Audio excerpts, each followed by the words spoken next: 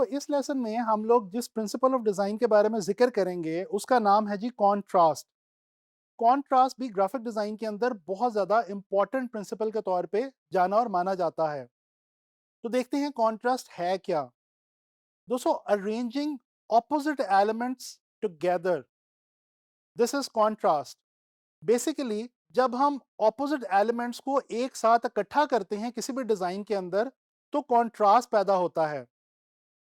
मिसाल के तौर पे अगर हम किसी लाइट कलर को किसी डार्क कलर के साथ अरेंज कर दें, या किसी लार्ज स्केल की चीज को किसी स्मॉल स्केल की चीज के साथ अरेंज कर दें, और या फिर किसी रफ टेक्सचर को किसी स्मूथ या सिल्की टेक्सचर के साथ अरेंज कर दें, तो होगा क्या कि वहां पे कॉन्ट्रास्ट पैदा हो जाएगा डिजाइन के अंदर। अच्छा दोस्तों, कॉन्ट्रास्ट जो है ये करता क्या है? कॉन्ट्रास्ट विजुअल एलिमेंट्स के दरमियान एक बहुत ही इंटरेस्टिंग रिलेशनशिप पैदा करता है।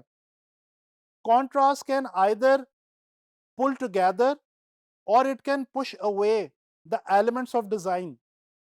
दोस्तों कॉन्ट्रास्ट से जो सबसे ज्यादा हेल्प हमें मिलती है वो ये होती है कि बेसिकली कॉन्ट्रास्ट की मदद से जो देखने वाले की आंख है उसको डिफरेंट एलिमेंट्स के दरमियान फर्क करने का पता चलता है, और वो इजीली डिफरेंशिएट कर सकता है डिफरेंट एलिमेंट्स के दरमियान। अच्छा, कुछ बात करते हैं कि कॉन्ट्रास्ट हम किस किस तरह से पैदा कर सकते हैं और इसकी कौन कौन सी टाइप्स हैं। दोस्तों कॉन्ट्रास्ट को हम साइज को वेरी करके पैदा कर सकते हैं। इसी तरह से डिफरेंट शेप्स को हम इकट्ठा अरेंज करके कॉन्ट्रास्ट पैदा कर सकते हैं।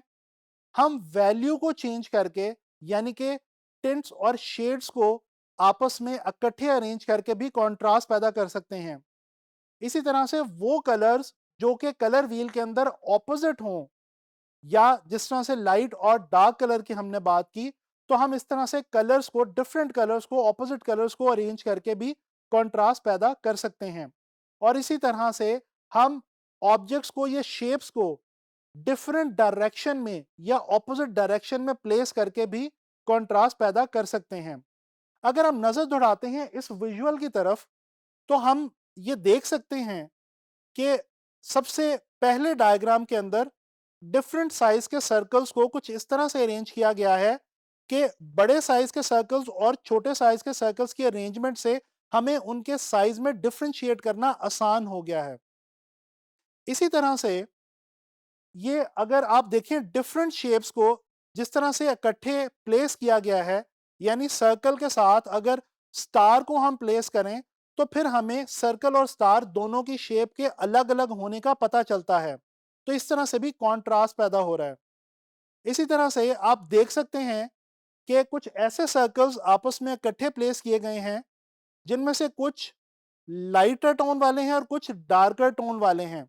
तो यहाँ पे वैल्यू की मदद से कॉन्ट्रास्ट पैदा किया जा रहा है।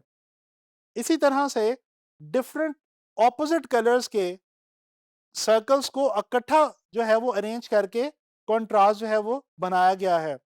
और आखिर में हम देखते हैं कि यहाँ पे एरोस को ऑपोजिट डायरेक्शन में जो है वो प्लेस करके कंट्रास्ट पैदा किया गया है। तो दोस्तों इस तरह से हम साइज को चेंज करके शेप की मदद से डिफरेंट शेप्स को इकट्ठा अरेंज करके हम लाइटर टोन्स और डार्कर टोन्स यानी टिंट्स और शेड्स को इकट्ठा अरेंज करके कलर डिफरेंट ऑपोजिट कलर्स को और डिफरेंट डायरेक्शन में हम चीज़ों को अरेंज करके कॉन्ट्रास्ट अपने डिज़ाइन में प्रोड्यूस कर सकते हैं। अच्छा चलें एक डेली लाइफ की एग्जांपल देखते हैं कॉन्ट्रास्ट के हवाले से। दोस्तों मेन ड्रेसिंग के अंदर, जेंट्स की ड्रेसिंग के अंदर जब हम सूटिंग करते हैं तो ब्लू कलर के कोट या शर्ट के साथ ऑफ वाइट या ऑकर कलर की या किसी भी लाइट कलर की पैंट या ट्राउजर को पहनना हम बहुत पसंद करते हैं। बेसिकली हम एक ऐसा ड्रेस कॉम्बिनेशन चूज कर रहे हैं अपने लिए जिसमें कॉन्ट्रास्ट मौजूद है। तो इस तरह से देखने वाले को हमारा जो कलर्स हैं हमारे ड्रेसिंग के वो बहुत ज़्यादा अपील करते हैं। इसी तरह से फीमेल्स की ड्रेसिंग में भी अगर हम देखें तो सेम प्रिंसिपल इसी तरह से अप्लाई होता है। तो आपने देखा कि हमारी डेली लाइफ में भी कॉन्ट्रास्ट जो है वो बहुत ज़्यादा अहमियत रखता है। अच्छा दोस्तों, ग्राफिक डिज़ाइन की स्पेसिफिकली अगर बात करें तो ग्राफिक डिज़ाइन में डिफरेंट जो हम चीज़ें बनाते हैं, डिफरेंट आइटम्स प्रोड्यूस करते हैं डिज़ाइन के हवाले से, जैसे कि लोगो, वेबसाइट, पोस्टर, ब्रोशर, इन तमाम चीज़ों के अंदर कंट्रास्ट को बहुत ही ज़्यादा अहमियत हासिल है। आप लोग स्क्रीन के ऊपर इस वक्त देख सकते हैं एक लोगो।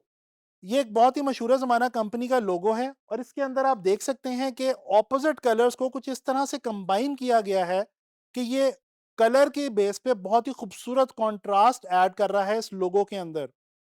और यही इस लोगो की खासियत भी है डिज़ाइन के पॉइंट ऑफ व्यू से। इसी तरह से अगर हम डिजिटल इलस्ट्रेशन को देखें, तो हम देख सकते हैं कि डिफरेंट कलर्स को, ऑपोजिट कलर्स को आपस में, लाइट और डार्क्स को आपस में कुछ इस तरह से कंबाइन किया गया है कि जो इलस्ट्रेशन है उसकी फेस वैल्यू बहुत ज़्यादा बढ़ गई है और देखने में ये बहुत ज़्यादा इंटरेस्टिंग लगने लग गई है। इसी तरह से अगर हम इस पोस्टर को देखें, तो हमें पता ये चलता है कि ना सिर्फ यहाँ पे टेक्स्ट के साइज को, स्केल को डिफर करके और डिफरेंट स्केल के टेक्स्ट को आपस में अरेंज करके यहाँ पे कंट्रास्ट बनाया गया है, बल्कि इसके अलावा ब्लैक और वाइट जो हमें पियानो की कीज के अंदर नजर आ रहे हैं, वो भी एक बहुत ही खूबसूरत कंट्रास्ट जो है वो पैदा कर रहा है। तो दोस्तों, इन एग्जांपल्स के अंदर आप लोगों ने देखा कि कंट्रास्ट जो है ये डिज़ाइन में और ग्राफिक डिज़ाइन में किस कदर अहमियत का हामिल है और हमारे डिज़ाइंस को अपलिफ्ट करने में और खूबसूरत बनाने में कंट्रास्ट का किस कदर अमल दखल मौजूद है। मैं उम्मीद करता हूं कि आप लोगों को ये लेसन पसंद आया होगा। अब आप लोगों ने जब भी कभी डिज़ाइंस देखने हैं तो आपने वहां पे कंट्रास्ट को लाजमी तलाश करना है। और जब आप अपने डिज़ाइंस बनाएं तो कोशिश करें कि ऑपोजिट एलिमेंट्स को इस तरह से क्रिएट करें कि वो बहुत खूबसूरत कंट्रास्ट पैदा करें आपके विजुअल्स के अंदर। इंशाल्लाह ताला नेक्स्ट लेसन में मुलाकात होगी किसी नए प्रिंसिपल ऑफ डिज़ाइन के साथ।